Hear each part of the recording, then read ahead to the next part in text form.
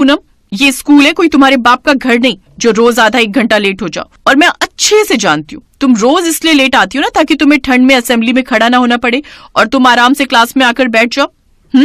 लेकिन आज ऐसा नहीं चलेगा। आज तुम पूरा दिन बाहर ग्राउंड में खड़ी रहोगी, यही तुम्हारी सजा है। मुझे माफ करना मैडम, कल से मैं जल्दी आ जाऊंगी, लेकिन मुझे आज क्लास में बैठने दीजिए, बाहर कितनी ठंड है। अच्छा, इतनी ठंड है तो जूते जुराबे पहनकर क्यों नहीं आती?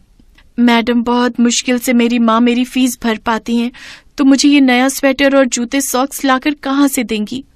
कड़कड़ाती ठंड में फटे हुए स्वेटर और पाँव में चप्पल पहनकर इतने कोहरे में आना, ऐसा लगता है मानो ठंड में शरीर में खून जम गया हो।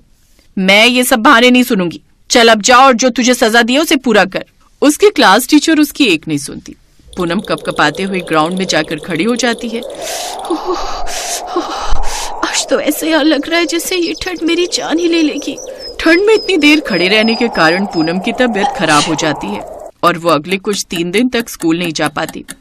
फिर चौथे दिन, माँ, अब मेरी तबीयत थोड़ी ठीक है, मुझे स्कूल जाना होगा।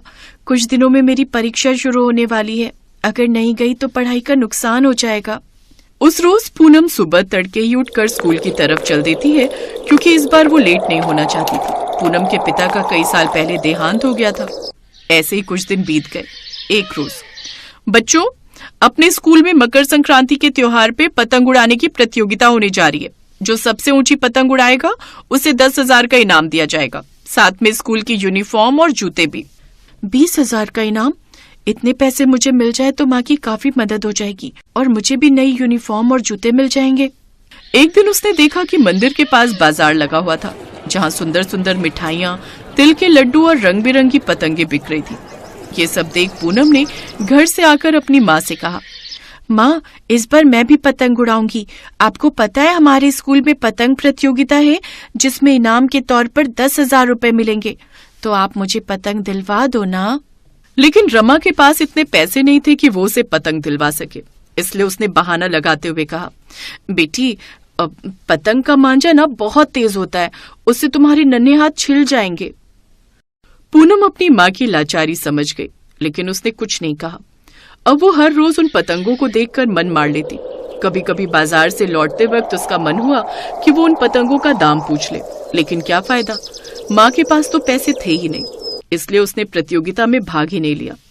मकर संक्रांति वाले दिन स्कूल में बच्चों की प्रतियोगिता थी, जिसमें केवल उन्हीं बच्चों को जाना था जिन्होंने भाग लिया था, बाकी सबकी छुट्टी थी। उस रोज वो सुबह जल्दी उठ गई। क्या बात है बेटी, आज तुझे ठंड के कारण नींद नहीं आई? नहीं माँ, आज मकर संक्रांति है ना, तो आज मैं गंगा किनारे जाऊंगी। आज ढेर सारे लोग गंगा किनारे आएंगे और गरीबों को वो दान देंगे। ठीक है बेटी, लेकिन ध्यान से जाना, मैं काम पर जा रही हूँ, आज मालकिन ने काम पर जल्दी बुलाया है। पूनम भी तेज कदमों से चलते हुए घाट के पास पहुंच गई।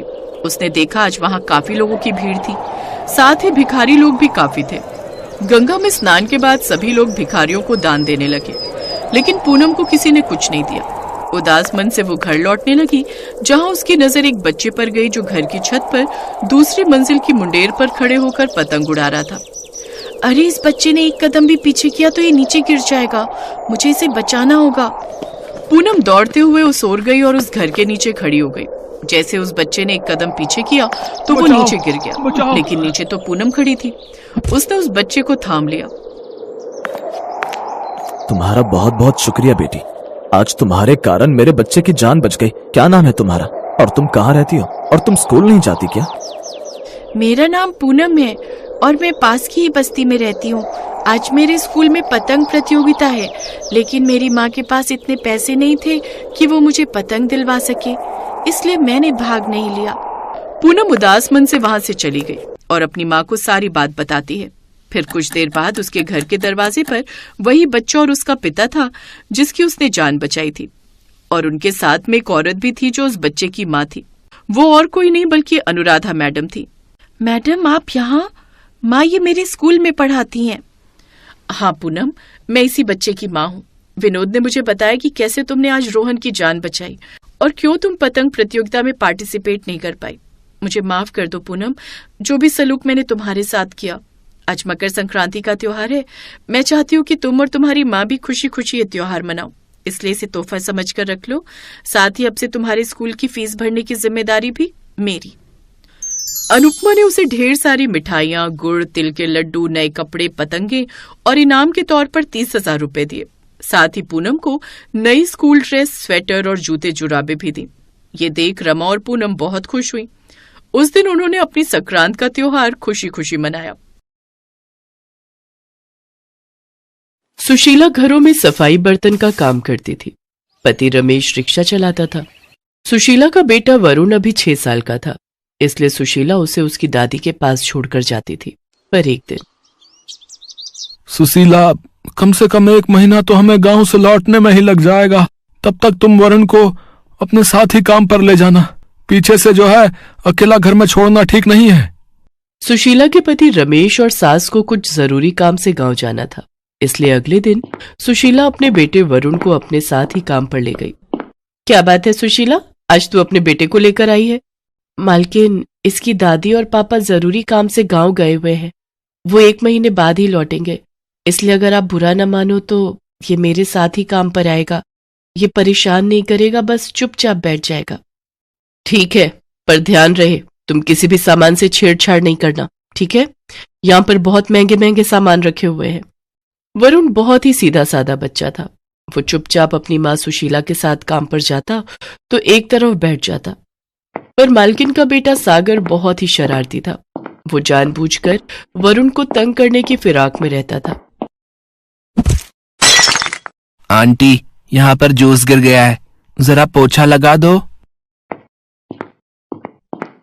माँ छत की सफाई करने गई हैं। अच्छा, तो फिर तू लगा दे। तू भी तो नौकरानी का बेटा है, इसका मतलब तू भी तो हमारा नौकर ही हुआ ना। चल जल्दी से पोछा लगा। मुझे पोछा लगाना नहीं आता। मुझे मना करेगा? अभी मैं मम्मी से शिकायत कर दूंगा, फिर तेरी मम्मी को काम से निकाल देंगी मेरी मम्मी। हाँ नहीं नहीं, आंटी से शिकायत मत करना, मैं लगा रहा हूं। क्या हुआ सागर बेटा, वरुण ने क्या किया? मम्मी देखो ना, मैं अपने ग्लास में जूस लेकर जा रहा था, इसने मुझे टक्कर मार दी और कितना सारा जूस गिर गया। आंटी, मैंने जूस नहीं गिराया, वो तो सागर ने मुझे पूछा। अच्छा, झूठ बोलते हो?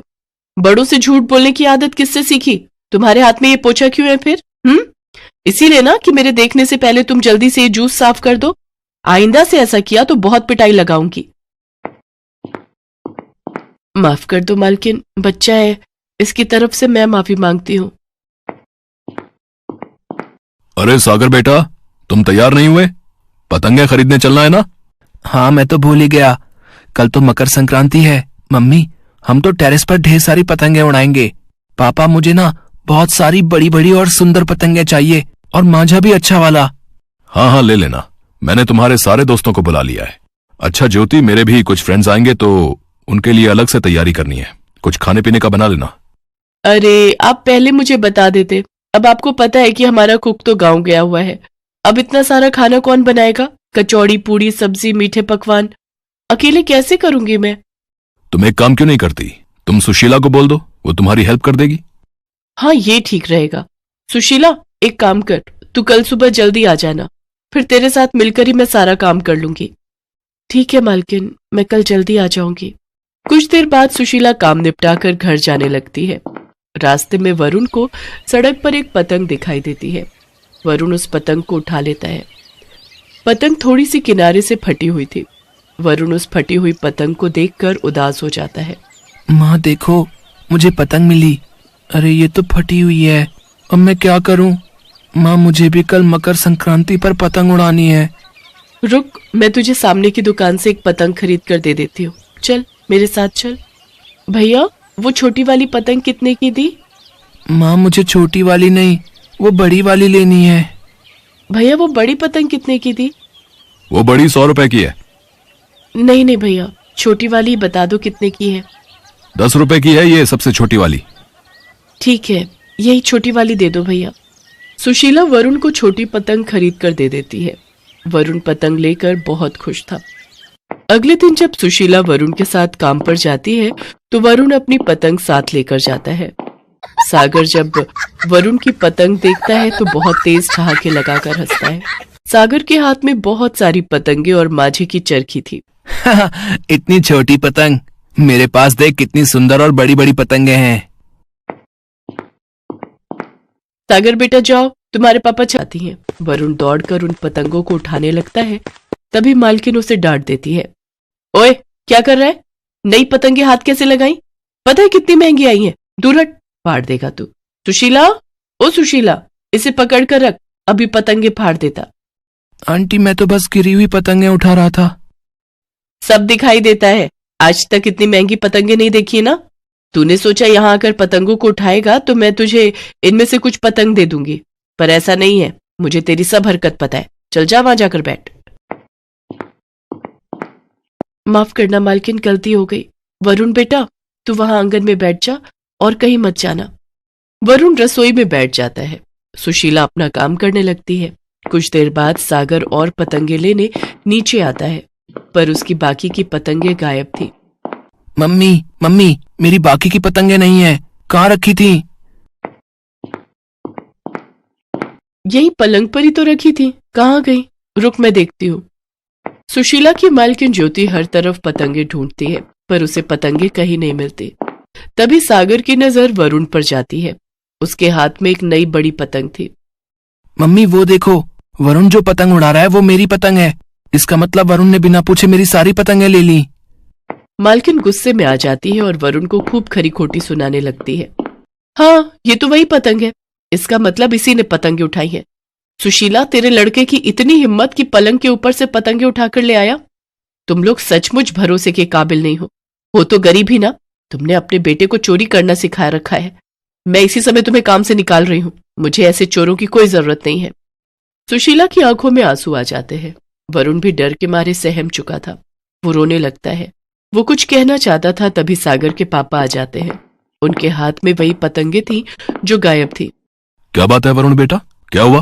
तुम रो क्यों रहे हो? और जो पतंग मैंने तुम्हें दी थी वो उड़ाई क्यों नहीं? आपने वरुण को पतंग दी थी, पर क्यों? ज्योति दुकानदार बेईमान था। उसने पतंग के बंडल में कुछ फटी हुई पतंगे रख दी थी। अब मेरी नजर तो तुम्हें पता है वो बहुत वीक है, तो मैंने देखा नहीं। जब से पतंगे लाए हैं बंडल ऐसे ही रखा हुआ था। वरुण ने मुझे बताया कि कुछ पतंगे फटी हुई हैं तो दुकानदार से बदल कर लाया हूं, वरना फालतू के पैसों का नुकसान हो जाता। दुकानदार भी दुकान बंद करके जाने ही वाला था। थोड़ा सा ही माल बचा था उसके पास, वो तो मैं समय पर पहुंच गया और बदल ली। उसमें से ये पतंग ठीक थी तो मैंने वरुण को दे दी। अपने पति की बात सुनकर मालकिन ज्योति बहुत शर्मिंदा होती है। सागर को भी अपनी गलती का एहसास होता है। सॉरी वरुण बेटा, गुस्से में आकर मैंने ना जाने तुम्हें क्या क्या कह दिया। सुशीला, हो सके तो मुझे माफ कर देना। नहीं नहीं मालकिन, आप ऐसे माफी मत मांगिए।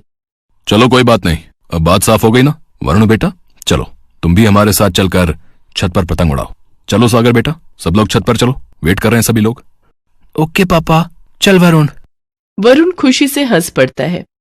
उस बेचारे मासूम के चेहरे पर मुस्कान आ जाती है। वरुण सागर और उसके पापा के साथ मिलकर छत पर पतंग उड़ाता है। अपने बेटे के चेहरे पर खुशी देखकर सुशीला की आंखें भर आती।